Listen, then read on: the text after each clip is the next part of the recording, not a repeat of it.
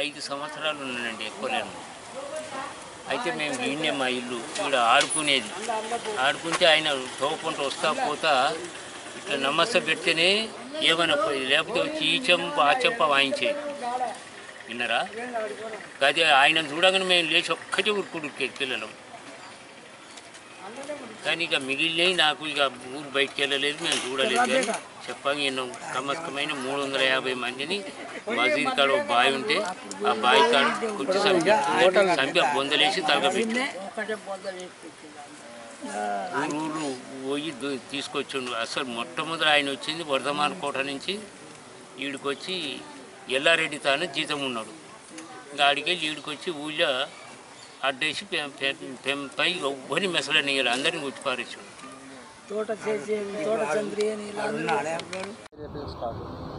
నా పేరు బొడిగ సైదులు, అది గుండ్రాంపల్లి విలేజ్. ఈ గుండ్రాంపల్లి గ్రామంలో నైజాం కాలంలో ఇక్కడ తెలంగాణ సాయుధ పోరాటం చాలా బలంగా జరిగింది. అప్పుడు ఈ యొక్క నైజాం యొక్క రాజు అనుచరులు ఇక్కడ సైదుల్ మొగ్గులనే అతని అరాచకాలు చాలా విపరీతంగా ఉండి ఎంతోమంది పేద రైతులను అయితే మహిళలను కూడా అడ్డగోలుగా హింసించి వాళ్ళని చాలా ఇబ్బందులను పెట్టినాడు. ఈ సాయుధ పోరాటానికి కేంద్ర బిందువుగా గుండ్రాంపల్లి మారింది. అప్పుడు ఇక్కడ ఉన్న ఈ చుట్టుపక్కల ఉన్న గ్రామాలందరూ సాయుధ పోరాటాన్ని చాలా బలంగా తీర్చిదిద్ది ఎంతో పెద్ద ఉద్యమం చేసినారు.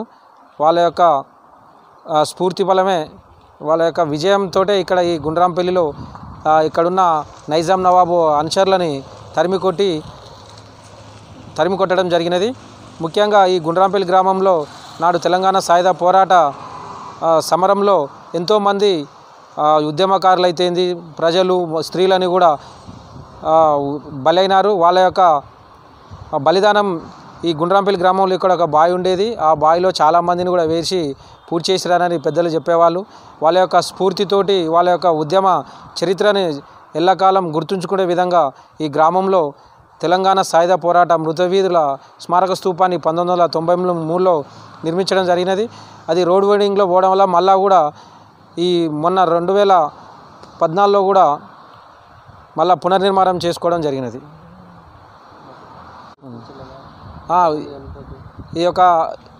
ఈ సాయుధ పోరాటాన్ని ఇంతవరకు కూడా ఈ తెలంగాణ ప్రభుత్వం గుర్తించకపోవడం చాలా బాధాకరం.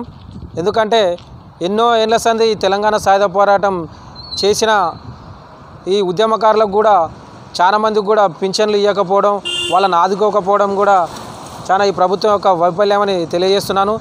ఈ గుండ్రాంపల్లిని కూడా ఒక పర్యాటక కేంద్రంగా తీర్చిదిద్ది ఇక్కడ ఉన్న గుండ్రాంపల్లి చరిత్రను కూడా పాఠ్యపుస్తకాలలో చేర్చాలని కోరుతూ, అలానే ఈ సెప్టెంబర్ 15 కూడా ప్రభుత్వం అధికారికంగా చేయాలని ప్రభుత్వాన్ని కోరుతా ఉన్నాను. క్యూ న్యూస్ ఛానల్లో పనిచేయటకు అనుభవం గల సీనియర్ డిజిటల్ మార్కెటింగ్ వారు కావాలను సంప్రదించవలసిన నెంబర్ 8688926084. qnews@gmail.com ను సంప్రదించండి. లైక్ చేయండి.